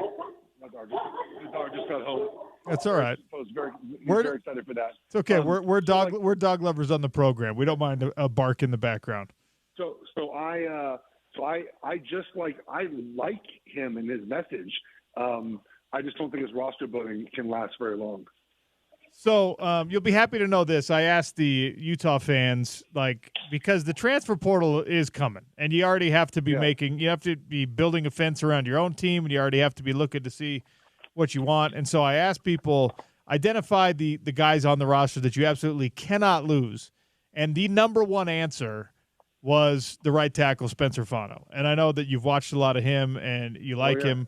And, the fan base recognizes that, like, he's an irreplaceable talent for this team right now. The problem is there's a lot of other teams out there watching his film and saying, like, wow, that guy on a bad team is a good player. Maybe we can go get him. So if you're trying to prioritize who you keep on this roster, how close to the top is Fano for you with these Utes? He's going to get a call from 50 schools. And he's going to get a call from 50 schools. I mean, it's just the way it is. Like, I mean, this is the name of the game, right? I mean, I don't know. I would imagine that my school will send him a message. Hey, man, we need a right tackle, or just graduating. Like, I imagine that everyone's going to call him. I mean, this is sort of the name of the game. I don't necessarily like all of it. But, you know, Utah's going to have to try to fend off suitors for him. You know, I think me and you were talking about this the other day. So, I mean, I know you told me that you feel comfortable with Utah's sort of package they have for him. That might have to increase. And again, I want to make this clear. I don't think every player, I actually think a small percentage of players are actually in it for the money, Sean. Like, I think if you ask, you know, he's an offensive lineman. Like, you give him, okay, you can get, let's just use $500,000 from Utah or $750 from another school, but you're away, you know, you're in the South. Like, you're away from home, you're away from family. You stay in Utah for $500,000. Like, not every kid is going anywhere solely for all the money, Sean. So, you know, I don't know everyone's motivation, but everyone's going to call him. I mean, he's a really good football player. And, you know, after a bad season, you know, that's sort of the name of the game. You're going to be called. And I do think this is where, you know, again, if there is a coaching change in Utah, the hiring from within is helpful because I would imagine, you know, Jim Harding probably would stay, right, unless he gets a better job. I mean, like, you're going to keep sort of the infrastructure and the reasons why he came to school. So those would be positives to try to keep him. But, yes, I think he will be the number one guy. Teams being offensive lineman everywhere, and everyone's going to call him. He's a good football player. He's young, so you have years to keep him in your program. I can't decide if it helps Utah or hurts Utah that I think he and his brother are a package deal. And I think it helps them because his brother Logan already decided to transfer to Utah from BYU. And, you know, Spencer is a great player for Utah, and as far as we know, is completely, you know, red through and through at this point.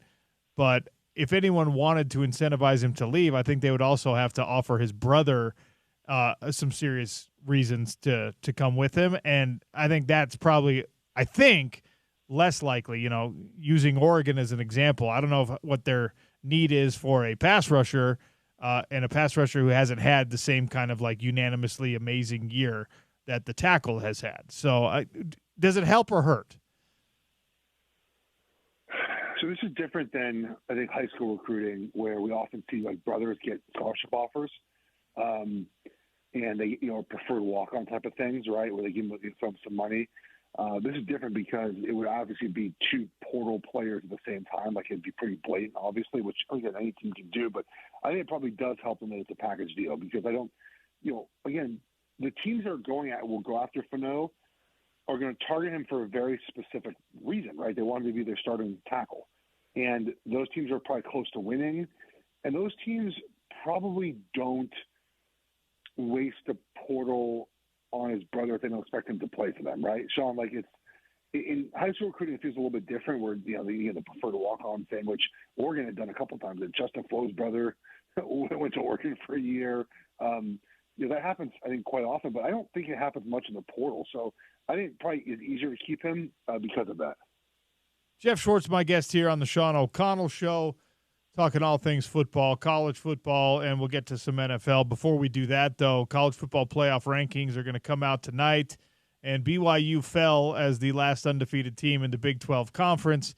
I think we're going to see our first bracket projection that's got Boise State with a first-round bye potentially. Does the projected Big 12 champion fall below that number 4 projection because now there's no undefeated teams, and clearly this committee does not like the Big 12? Good question. I think if Colorado were to win out, they'd be ahead of Boise by the final rankings. If it was anyone else, I would think if it's Arizona State, there's no chance. I think they're ahead of Boise State. I mean, they would have 2 losses, right? Boise State would have 1. Colorado is that big name brand, and again, they haven't beaten anyone really down the stretch that is. You know, that kind of I can fight with them. Kansas, I think, can maybe. I was very impressed, by the way, with your team on Saturday. Like, the final score is not really indicative of how hard they played. I was impressed. I thought they wouldn't play as hard. That's maybe my fault for questioning that, but you know, just didn't have the guys really. And you know, I tweet this out like this is Utah sort of lost every high leverage situation. The Chiefs, by the way, did Sunday as well. I mean, Bills made every play. The Chiefs made 0.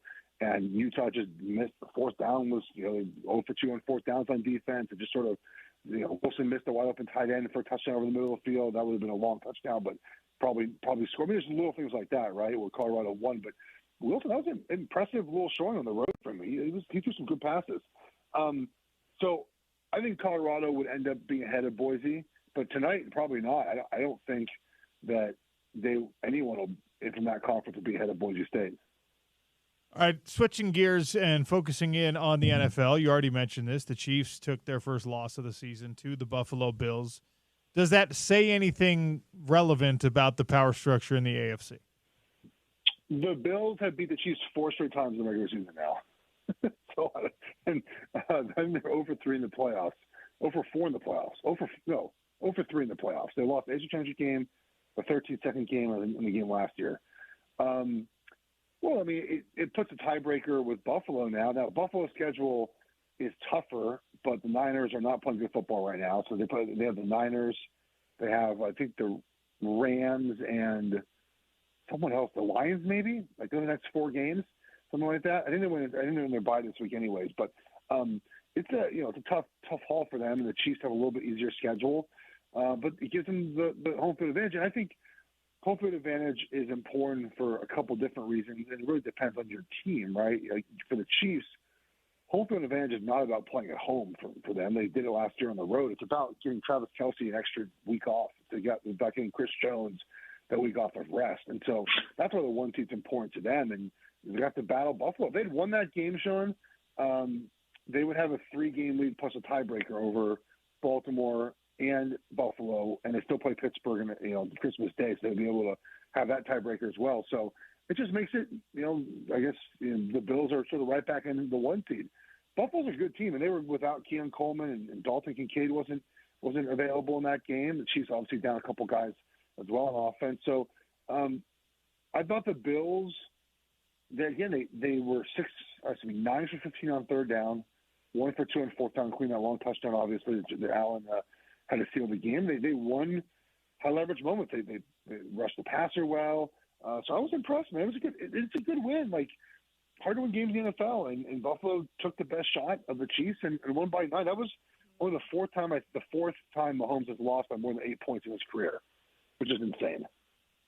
All right, I'm mad at myself for asking this question, but I'm gonna ask it anyway because I hate that the big market teams that you just have to talk about New York, but it's more Aaron Rodgers that I want to talk about.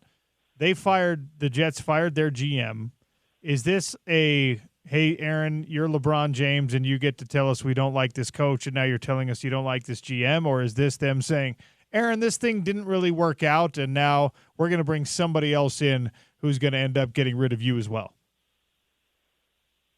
I mean, I think it has to be B. I mean, I wouldn't put it past Willie Johnson to do A, Sean, but it probably has to be B, right? I mean, you look at they got rid of the the coach and GM that brought him in. I mean, typically, most often, it's not a surprise. You often see this, new coaches, new general managers want their own quarterbacks. Like, there's no title. Why would a new general manager or coach take that job and be tied to Aaron Rodgers for basically 1 season? Like, you would want to have personnel control and to rebuild this franchise. And so I think it's B. I'm not certain. I mean, Sean, they've had Aaron Rodgers for 2 years, and he's won them 3 games. Now, of course, he didn't play much last season. He played 4 plays, but this is not all what they thought it would be. And I don't know why you'd run it back next season. It makes no sense. But the Jets don't do things that make a lot of sense. And they can certainly say it's Aaron Rodgers, choose your coach, choose your GM. But that'd be a disaster, too. I think you just have to admit this didn't work out. We tried, didn't work out. And next season, let's find a franchise quarterback and find a young coach and find a general manager and let's rebuild this thing. We are, we're week 12, heading into week 12 of the NFL season. So you're 3/4 of the way through effectively. Is there anyone still surprising you? Yeah, Pittsburgh, I think still. I don't know, man. I mean, they've won 2 games this year where they didn't score off at the touchdown. And in each of those games, they made 6 field goals. They won 18-12 and 18-16. I mean, it shows the power of culture and the power of team, and you know me, I hate those things. I hate talking about those things. That's like not the power of team. Everyone, yay! Despise things like that. If Jeff can't touch it, if he can't count it, if he can't break it in half, he doesn't want to talk about it. And those things, they're not like real concepts. You can't make a statistical evaluation of them. It's a problem for your logical mind, Jeff. It is, but I do believe in culture, though. So I do believe in that. They're finding a way. I give them credit for designing an offense around what works for Russell Wilson. They have a much tougher schedule now, last 6 or 7 games, but they just beat the Ravens. I mean, they have 2 losses, man. They're right in it for the 1 seed, but they play Kansas City, so they have an opportunity to own that tiebreaker if that ends up happening. That's Christmas Day on Netflix. They surprised me. Arizona, I think, would be this good. The Lions are just a freight train, buddy. I mean, they're beating teams like they paid it like an FCS school to come to town in week 1. They won 52-6. Like that's an FCS versus a top 25 team score. It's not an NFL score. And then I think your Niners on the other side. I really don't understand it, to be honest. Like they're down, one guy on offense right now. Brent Ayuk is that important to this offense. That important to the team that they can't all of a sudden play defense anymore at the end of games. I don't understand the Niners. It's a couple close losses, obviously. 50 flip those the other direction, Seahawks and Cardinals, and all of a sudden you're now 7-3, and you feel good about yourself. But their sort of lack of success has been rather surprising to me. Who's going to win the NFC West? Oh, geez. So 3 teams are 5-5, right? Arizona 6-5, I think, or 6-4. 6-4, yeah.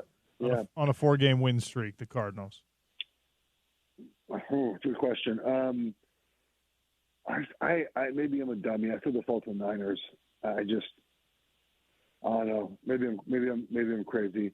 I'll tell you what, though, the Rams with Stafford, Puka Nacua, and Cooper Kupp all together win a lot of football games, Sean, when they're all 3 are healthy. And Kyron Williams. Puka Nacua, he was at Cal first, right? Then BYU? No, Washington. Oh, that's sad. I can't root for him anymore. He was only there for a season. You can root for him. We'll have to root for Washington guys that play for the Chiefs. Their best corner plays in Washington. Those guys play all 3 play, or you can put Kyron Williams in there. Like they don't lose many games, Sean. So it'll be a fun division coming down the stretch here.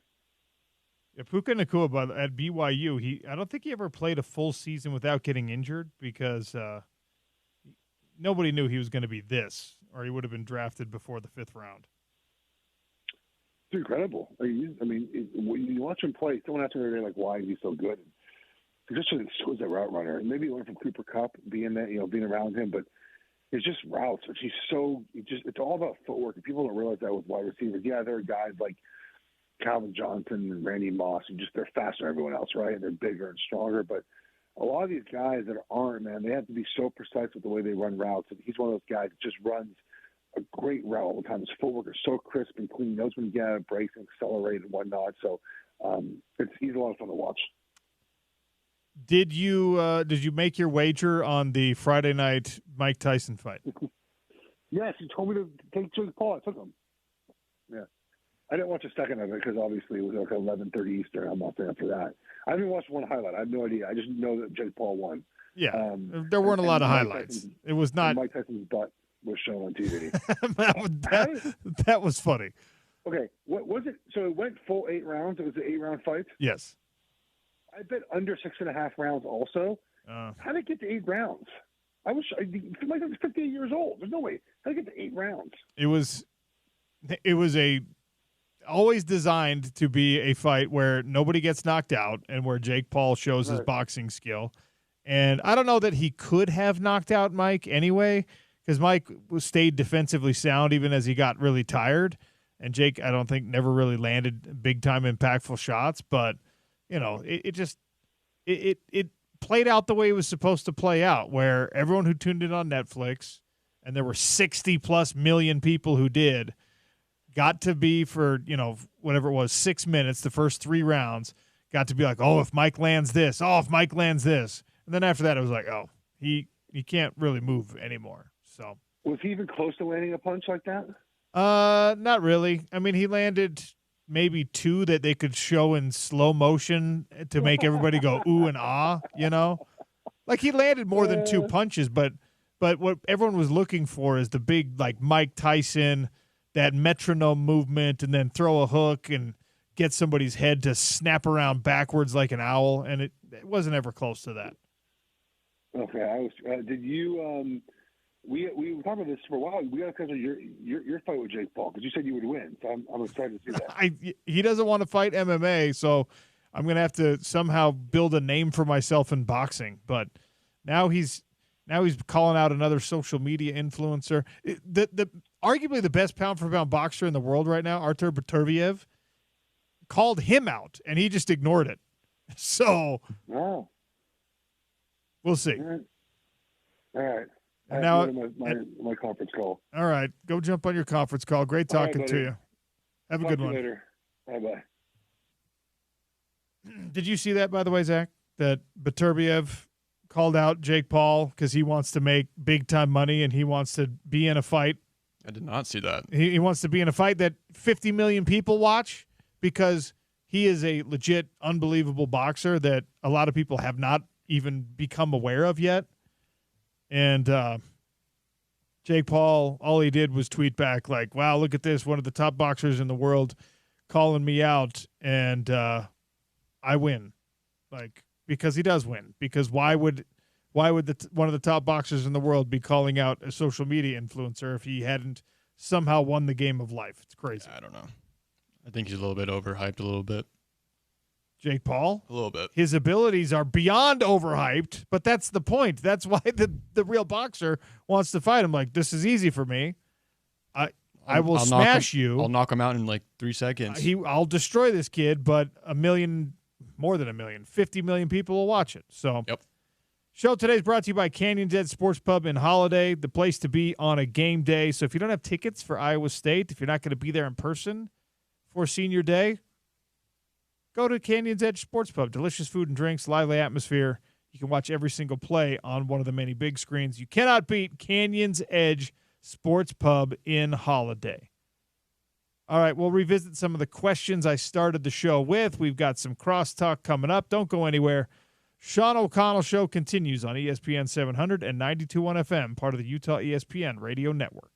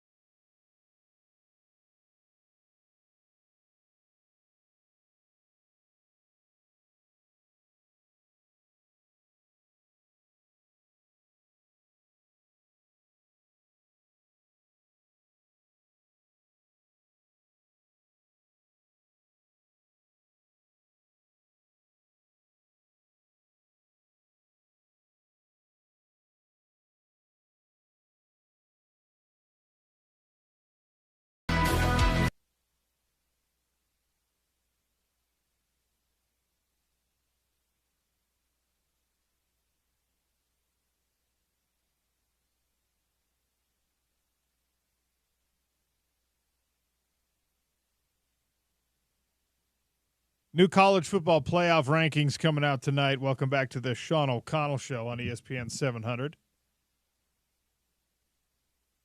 BYU's loss puts the Big 12 Conference in a more precarious position because you no longer have an undefeated team that is definitely ahead of the pack. That if BYU had won against Kansas, BYU would be probably at least number 6, maybe number 5 in the country this week. And instead, they've been down in the AP poll, at least at number 14. Do yourself a favor, actually. Do me a favor. This exercise I want people to – if you go to ESPN, if you go to Sports Illustrated, you go to whatever. If you go to ESPN, it's the easiest one to use. Click on the NCAA football tab. The tab that populates underneath that, click on the standings tab, okay? And the American Athletic Conference right now has Army sitting at the top, Tulane sitting right behind them, okay? The Atlantic Coast Conference, the ACC, their 3 top teams are ranked like this. SMU 13, Clemson 17, Miami 11. You go to the Big 12 Conference. They got 4 ranked teams right now. Number 14, BYU, 1-loss team. Number 16, Colorado, 2-loss team. Number 21, Arizona State, 2-loss team. 22 is Iowa State, who plays Utah this week. They're a 2-loss team. And then there's this log jam of folks that are 4-3 in conference play behind them. Kansas State is 7-3 on the year right now. Iowa State has a chance to finish with 3 losses as they play Iowa State at the end, so there could be a tie between those two. But as you keep scrolling down, you get to the Big Ten Conference. The top 4 teams in the Big Ten Conference are ranked 1, 5, 2, and 4 in the country. Then the Fighting Illini are number 24. Independence, obviously, Notre Dame is the number 6 team right now. The Mountain West is where it gets scary for the Big 12 because Boise State, 9-1 on the year, is right now ranked higher than the 9-1 team from the Big 12 Conference, which, of course, is still the BYU Cougars. So Boise State at 12, BYU at 14 is problematic if the committee feels the same way that the Associated Press does. You look at the SEC. Right now, Texas is atop the SEC standings, 9-1 overall in the year. They're the number 3 team in the country.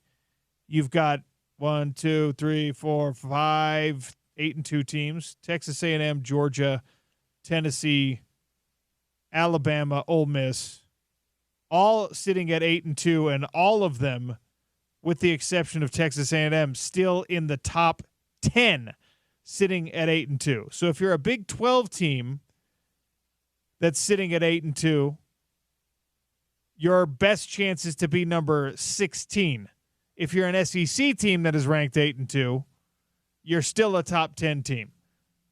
Again, these are the poll opinions of writers and of coaches, because there is the coaches poll as well. The college football playoff rankings are what matter, but this is dire for the Big 12 Conference. And I feel like it's Groundhog Day because I spent 6 years talking about this exact thing when I was hosting Pac-12 radio, when Utah was part of the Pac-12 Conference, where you would look at the standings and you would look at I like who told us this. It's not a deep conference. It's a wide conference. Pete Futak, I think, said that. It's thick through the middle, as is the SEC. But because the SEC chews itself up, everyone whose loss came to an SEC team and made them 8-2 or even 7-3 is deemed a quality loss. There's no quality losses handed out in the Big 12 Conference. No, they're all really close games, and we've seen that for BYU. But they don't care. No. The pollsters don't care that they're close games and that these Big 12 teams might actually be solid teams. The assumption is, well, these teams are not good. When the SEC beats itself up, these teams are all really good.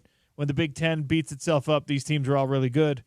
And you're looking at a situation again in 2024 where the Big 12 is now going to be a one-bid league, especially if Boise continues their dominance. Yep. If Army somehow continues their dominance, it gets even scarier for the Big 12. But your conference champ is going to get in. and your conference champ is going to get in. Notre Dame is going to get in if they continue to have success. Right now, Boise State, one-loss team, ranked higher than BYU, a Power 4 one-loss team. And look, Boise State has not beat anybody. Georgia Southern, a close loss to Oregon, who, let's admit, number one team in the country. If there is such thing as a quality loss, that is a close quality loss. They beat Portland State. They beat Washington State. They demolished Utah State. They beat Hawaii. Close game against UNLV, who's also a ranked team right now. They beat San Diego State. They beat Nevada. They beat San Jose State. They finished with Wyoming and Oregon State. Boise State is probably going to finish the season 10-1. 11-1. They're probably going to finish the season 11-1. They're probably going to finish the season ranked higher than the eventual Big 12 champ, unless, of course, that Big 12 champ ends up being Colorado, who is a big television draw. And Boise State, I don't like to beat up on the mid-major teams because, of course, TCU, Utah, BYU were once in this scenario and deserved more respect when they were in this scenario. But the facts are the facts. Boise State has not really beat anybody to build this great record. And if they did not have Ashton Genty, who's going to be in New York for a Heisman Trophy ceremony but ultimately will not win it, if they didn't have an individual player who everyone in the country looks at and says, wow, that's appointment viewing, I got to see at least his highlights, then Boise State would not be, I firmly believe Boise State would not be treated so favorably in the rankings as a one-loss team. Yeah, and he's even going to probably go to the draft this year too. I think he's eligible to enter the draft, and he's projected to go to the Cowboys, believe it or not. But, yeah, I mean, Boise State didn't play Washington State when they were ranked, right? Washington State, I don't think was in. No, they weren't in the top 25 yet. Huh. And they beat the brakes off Washington State, so they should get some credit for that win. But again, Washington State has since fallen out of being one of these teams that you're like, oh, what about Washington State? Yeah, they just lost to New Mexico. Washington State has now 2 losses, one to that Boise team and one to New Mexico, the Fighting Bronco Mendenhalls. All right, that's a team that's on the come up, but Washington State doesn't get to excuse the loss. Yeah. So I don't know. Who do you think is going to be who's going to be the top 4 for tonight's playoff rankings? Oh, they're going to put that projection. They're going to put Boise State in that bracket projection as getting the first round bye. Yeah. And it doesn't mean anything because the top 4 get a bye. Not the top 4 get a bye. The top highest ranked conference champions get a bye. Yeah. Right? Yeah. So you have to, if you agree at all with the AP, and I think what we've seen in the first couple of weeks of ranking, they do agree. They stay consistent with what the Associated Press is saying. It'll be Boise in there with the first round bye. And I guess, because BYU is the next highest ranked, then BYU will be still considered the eventual Big 12 champ, because that's the way they've been doing it. They've just been going with the highest ranked team from each conference in those particular spots. They're not like the committee and ESPN and everyone putting the show together are not saying, but we actually think that there's going to be an upset in the conference championship game. They're just going with the chalk. They're going with what the committee thinks is the highest ranked team. I guess there's a chance the committee could say that Colorado is right now more impressive than BYU, but you can't make that case easily because BYU is a one-loss team. They lost by a very, very narrow margin to Kansas. Kansas is not considered a quality loss, but if you're letting even Boise State build in a loss, you have to let BYU build in a loss without punishing them too much. Yeah, and it depends if BYU loses to Arizona State this weekend too, because Arizona State has 2 losses, BYU has 1. So if ASU beats BYU, then they own they own the tiebreaker, and then of course we're talking about something completely different in next week's rankings. Yep. All right, we'll give away some Lemon Shark Poke cards, 2 more tickets to the Goo Goo Dolls at Utah First Credit Union Amphitheater, and a gift card to Farmer and Chemist. This one is actually going to be a tough one. Hopefully you've been listening to the show all day because it's not going to be an easy question. This is a good prize pack. So That's coming. A question and some crosstalk. It's the Sean O'Connell Show on ESPN 700 and 92.1 FM, part of the Utah ESPN Radio Network.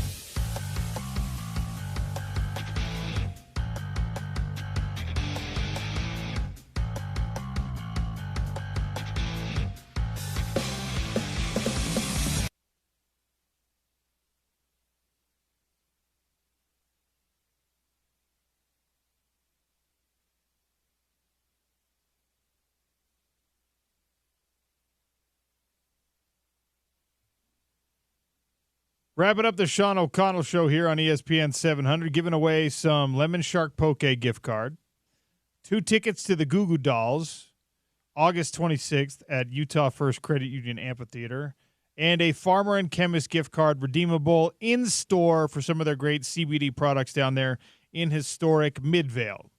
I told you it's a good prize pack. It's going to be a tough question.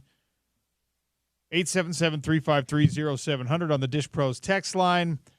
We had a beat writer who covers Iowa State from the Des Moines Register on the show earlier today. Eugene Rapé called us, and we talked about this Iowa State defense, the number 1 scoring defense in the Big 12 Conference. They're not great against the run. They are stellar against the pass.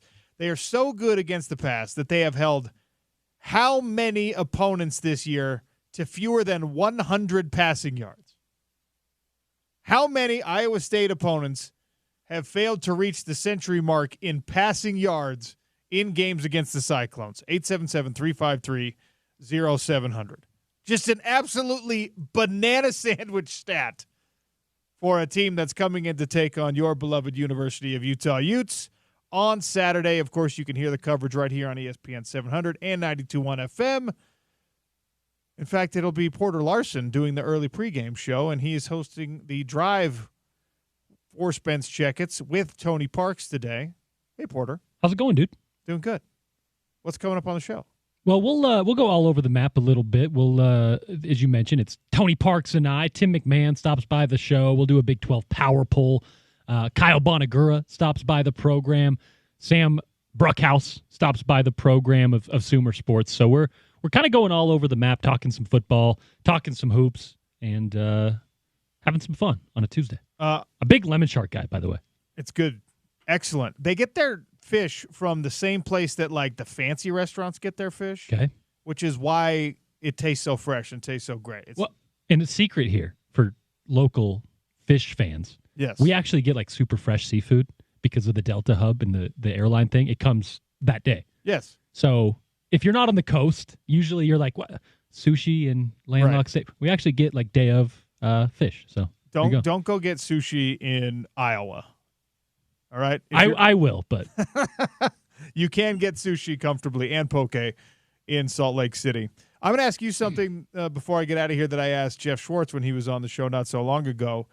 The college football coaching carousel is, like, gradually spinning. It's ramping itself up. It's like slowly. Yeah. Mm-hmm. It's like they just turned on the music and they just pushed the button, and slowly it's starting to turn. It is going to affect Utah, BYU, Utah State some way this year. There's absolutely no way, in my opinion, that these coaching staffs are completely unaffected. Obviously, Utah has to hire a new offensive coordinator. BYU and what they've done defensively this year is going to make Jay Hill a big-time target for some big-time programs, maybe as a head coach, maybe as a coordinator.